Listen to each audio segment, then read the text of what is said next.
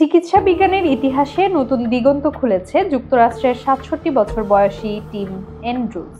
জেনেটিকভাবে পরিবর্তিত শূকরের কিডনি নিয়ে টানা ২৭১ দিন বেঁচে থেকে দেখিয়েছেন জেনোট্রান্সপ্লান্ট এর বিস্ময়কর সম্ভাবনা। তবে কার্যকারিতা কমে যাওয়ায় চিকিৎসকেরা অবশেষে তার শরীর থেকে কিডনিটি অপসারণ করেছে। ২৮ অক্টোবর CNN এর এক প্রতিবেদনে বলা হয়, অস্ত্রোপচারের মাধ্যমে অ্যান্ড্রুজের শরীর থেকে শূকরের কিডনিটি সরিয়ে ফেলা হয়েছে।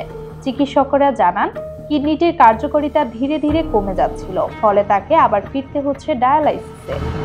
অ্যান্ড্রুজ ছিলেন যুক্তরাষ্ট্রের চতুর্থ জীবিত ব্যক্তি যার শরীরে শূকরের জিন সম্পাদিত কিডনি প্রতিস্থাপন করা হয়েছিল।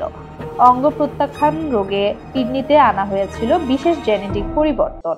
১৯৯০-এর দশক থেকে ডায়াবেটিসে আক্রান্ত অ্যান্ড্রুজের ৩ বছর আগে কিডনি সম্পূর্ণ নষ্ট হয়ে যায়।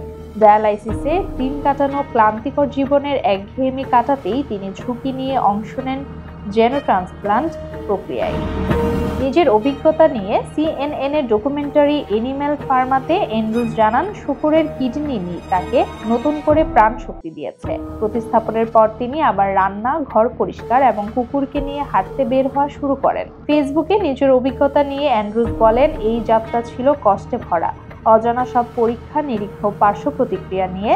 তবে এই ৯ মাসে আমরা অনেক কিছু শিখেছি ও আবিষ্কার করেছি। তিনি কৃতজ্ঞতা জানান সেই শূকরটির প্রতি যে তাকে নতুন জীবনের সুযোগ দিয়েছিল। বর্তমানে তিনি মানব কিডনি প্রতিস্থাপনের অপেক্ষমাণ তালিকায় রয়েছেন। যুক্তরাষ্ট্রে বর্তমানে কিডনি প্রতিস্থাপনের অপেক্ষায় আছেন প্রায় ৯০,০০০ মানুষ।